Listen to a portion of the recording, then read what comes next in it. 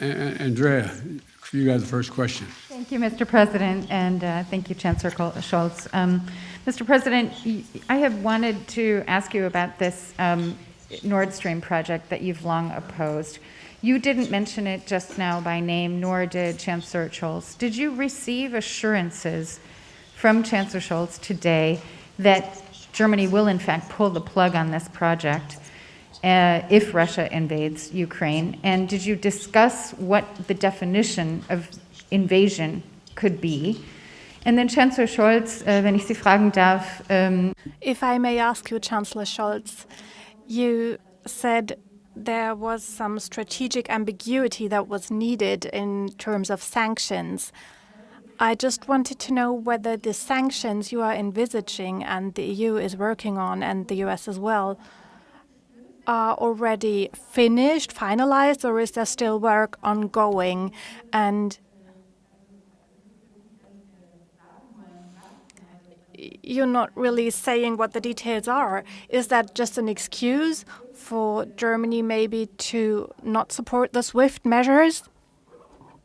The first question first. If Russia invades, that means tanks or troops crossing the border of Ukraine again. Then there will be no longer a Nord Stream 2. We will bring an end to it. How will you do that exactly, since the project and control of the project is within Germany's control? We will, I promise you, we'll be able to do it. Thank you very much for your question. I want to be absolutely clear. We have intensively prepared everything to be ready with the necessary sanctions if there is a military aggression against Ukraine. And this is necessary. It is necessary that we do this in advance so that Russia can clearly understand that these are far-reaching, severe measures. It is part of this process that we do not spell out everything in public, because Russia could understand that there might be even more to come. And at the same time, it is very clear we are well prepared with far-reaching measures. We will take these measures together with our allies, with our partners, with the US, and we will take all necessary steps. You can be sure that there won't be any measures in which we have a differing approach. We will act together, jointly. Say to our American friends, we will be united. We will act together, and we will take all the necessary steps, and all the necessary steps will be done by all of us together. Today to turning off and pulling the plug on Nord Stream 2? You didn't mention it. You haven't mentioned it. As I already said, we are acting together. We are absolutely united, and we will not taking different steps. We will do the same steps, and they will be very, very hard to Russia, and they should understand. You recognize someone now, Chancellor? Herr Fischer.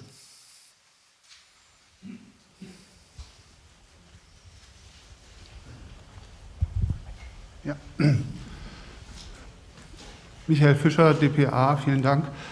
Michael Fischer, dpa. Mr. President, one question to you. The US, over the last few years, have exported heavy weapons to Ukraine, and Germany excludes that, has only delivered 5,000 helmets to Ukraine. Don't you think that NATO should act unanimously in this respect, and Germany, as the strongest European NATO partner, should also deliver heavy weapons to Ukraine?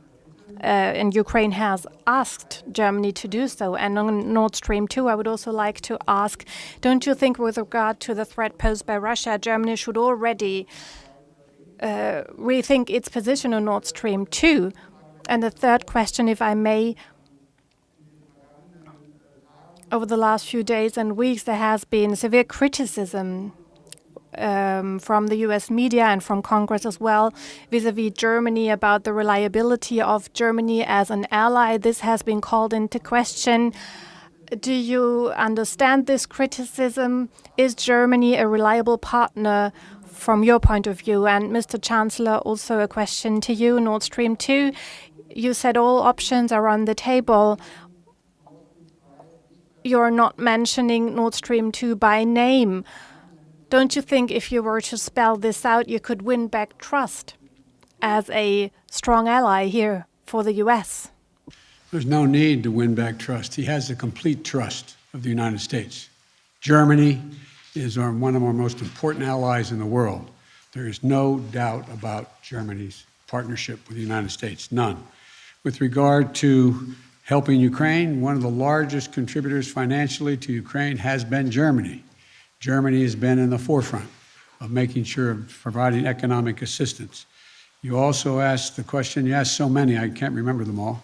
But in terms of the U.S. media saying Germany is not reliable, Germany's completely reliable, completely, totally, thoroughly reliable. I have no doubt about Germany at all.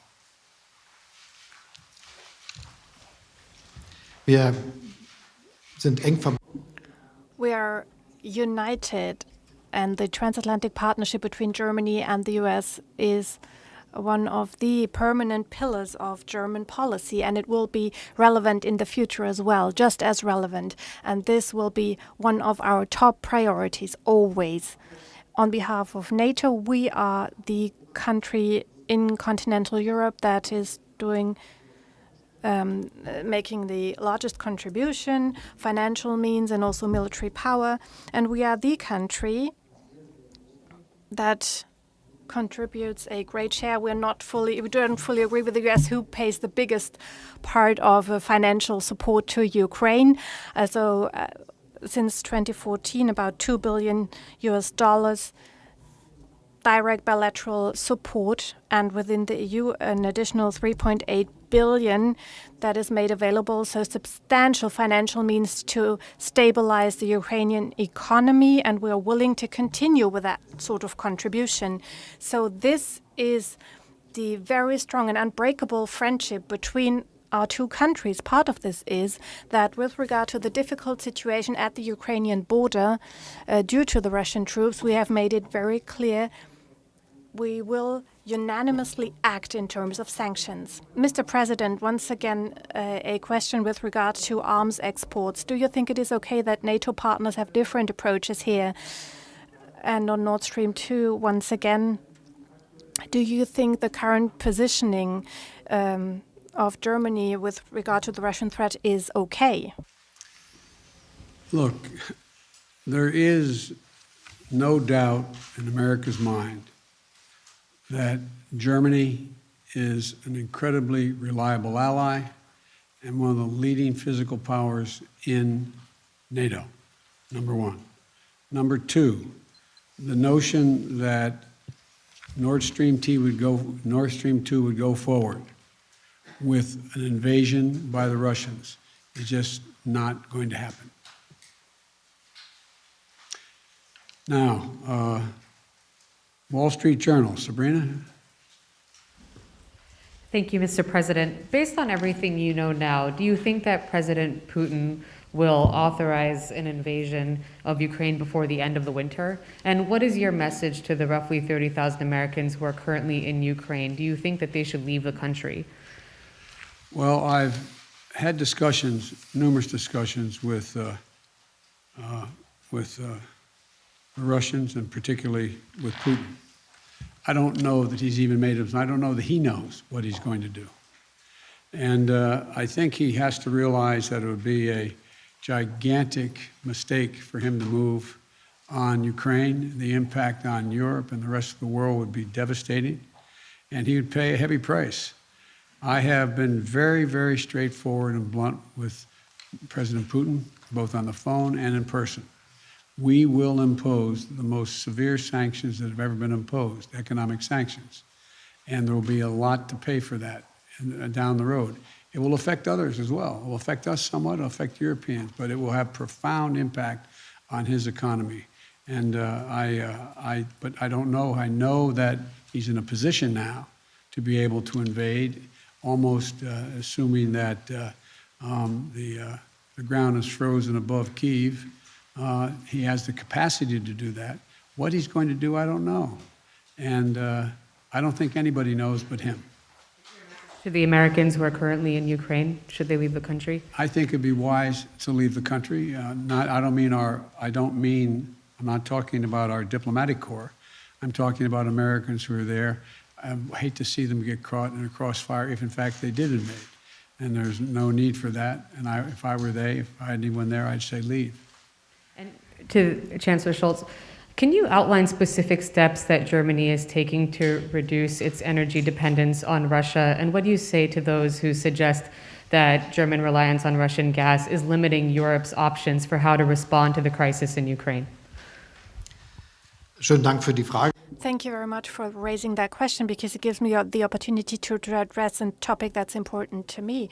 One good news, maybe, within its strategy on fighting man-made climate change, Germany has decided in a very short period of time to phase out of the use of oil and gas by very soon. And by 2045, Germany will have a carbon-neutral economy as one of the strongest economies of the world.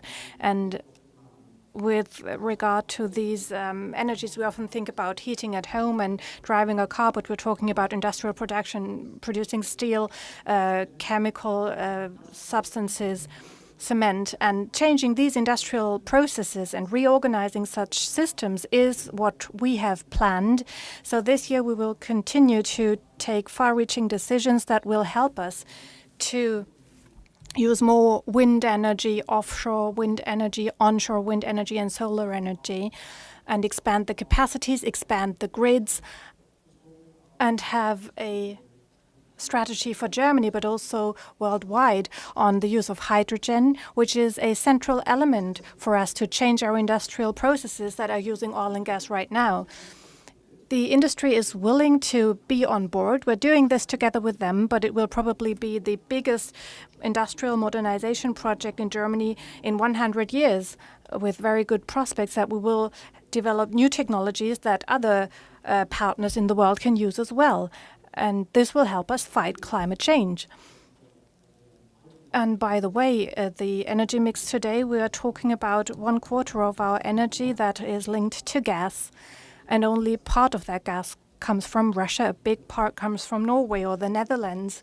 And of course, it is very important to us that we develop an infrastructure that will give us the opportunity to have all options available and react if needed. So you don't have to be concerned. There are some who should be concerned, who see themselves maybe too much as a deliverer of such resources. Because we are focusing on renewable energies. We will go down that path and make sure that this is the profitable future.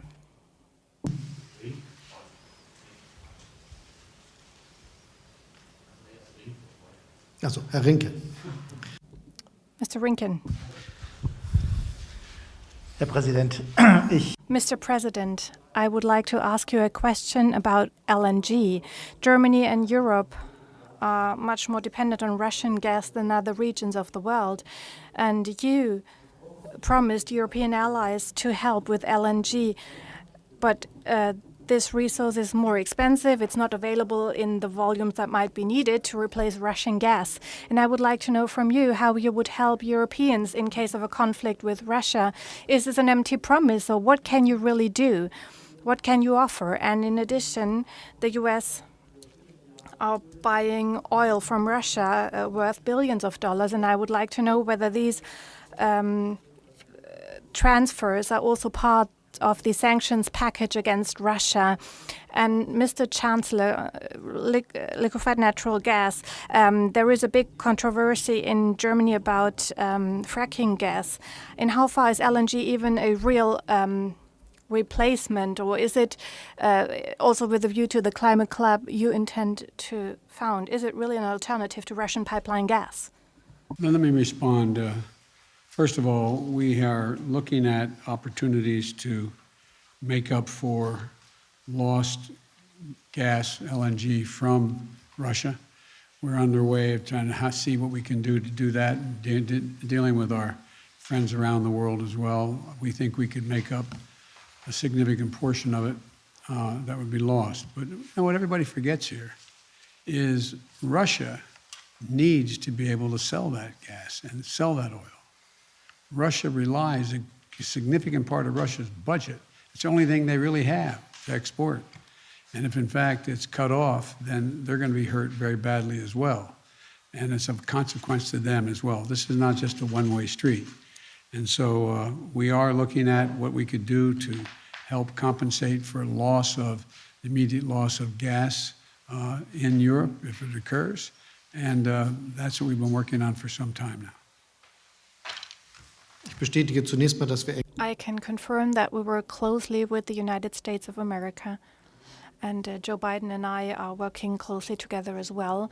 We are prepared for all kinds of situations, and that's part of what we do when we say we prepare sanctions.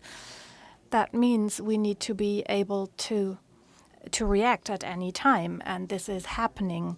With regard to the use of LNG, I can say that the biggest volume of LNG used across the world is gas, and that is part of the debate. Concerning a long-term perspective, I already outlined what this is about. We will modernize our economy, and where gas is being used, we will switch to hydrogen. This will be a process that will happen faster than many might imagine today, and that will create a bright future for all of us.